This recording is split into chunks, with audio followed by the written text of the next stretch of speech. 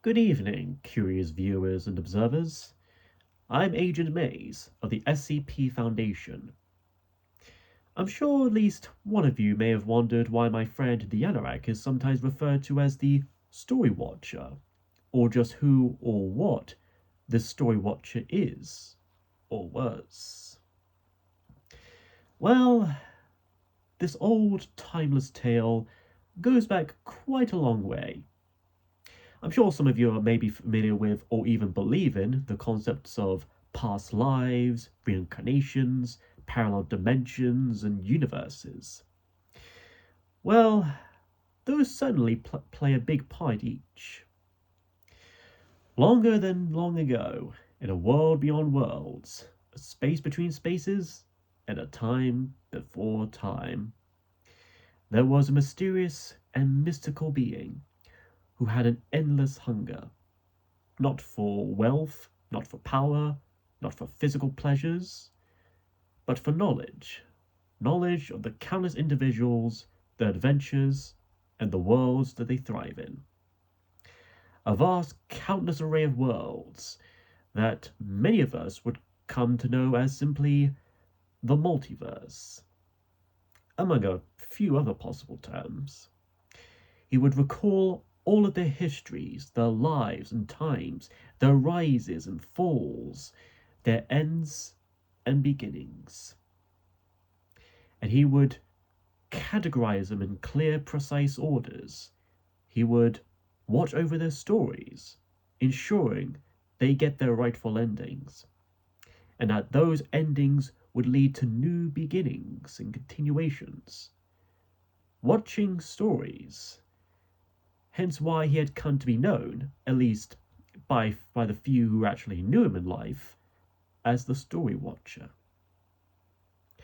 However, for every happy ending to any story, there's always a dark ending. A twisted, corrupted possibility, never meant to be. And yet it would, and it could. And sometimes even what we'd believe to be a happy ending could or would end up leading into a dark ending and a beginning, if we're not careful. And such would indeed be the case, for there came a dark, ominous being.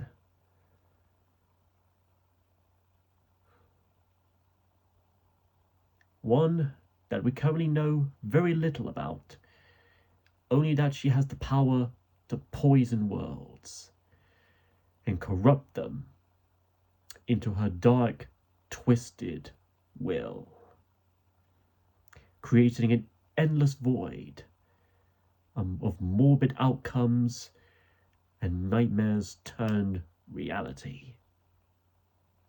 A dark multiverse, if you will.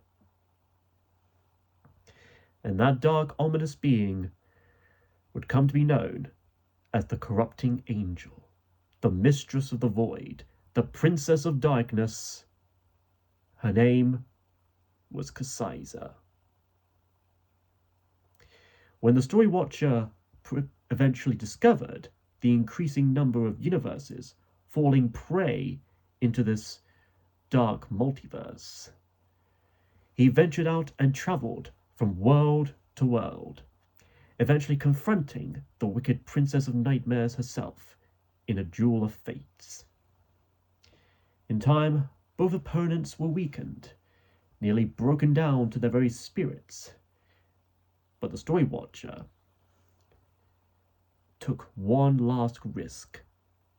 If he were to not only defeat Kasiza for good, but to also restore the countless worlds from her cruel corruptions. He would finally let his soul shatter, dispersing and subduing Kasiza into deep dormancy, while lifting the world into the rising light as the shadows fell away. At a severe price, his form could no longer remain physical. and his spirit no longer whole. And yet, his selfless sacrifice ensured that he would be rewarded with a new life.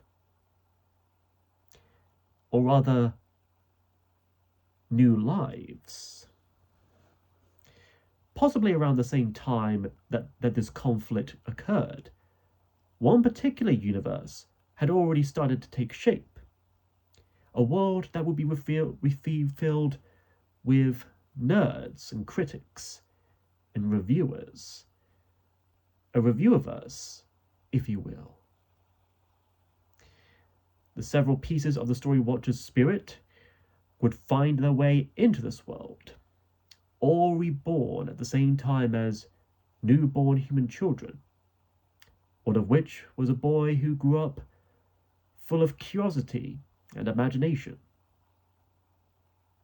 The same sort of curiosity and imagination that the Storywatcher himself had embodied.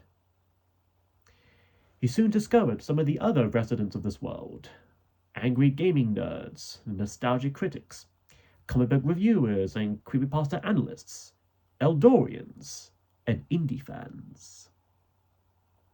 And the stories they've had, foes they had fought, and the paths that they crossed together. And in time, he slowly began regaining a few memories of his past life, and realized a calling of his own. Eventually, he and the other remaining living reincarnated pieces would gather together in a unity, dedicating themselves to carry on the Storywatcher's burden and legacy, his duty. And maybe someday, when all the living pieces face together against the possible return of Kasiza herself and the countless new allies she has garnered over endless bounds of time and multiversal space, the Storywatcher himself may become whole once more to achieve a final destiny. And it's here where we are now today. I, Naughty's boy, Sir 1890s, and of course the Anorak himself, among a possible few others as well. While we may have our own videos and reviews, we still watch our others in secret, our fellow reviewers, old and new in the Reviewaverse, archiving their adventures and storylines year by year, time after time. Wherever and whenever the future takes us, we'll always be there as much as we can. Thank you for listening to the story. This is Agent Maze of the SCP Foundation, signing down.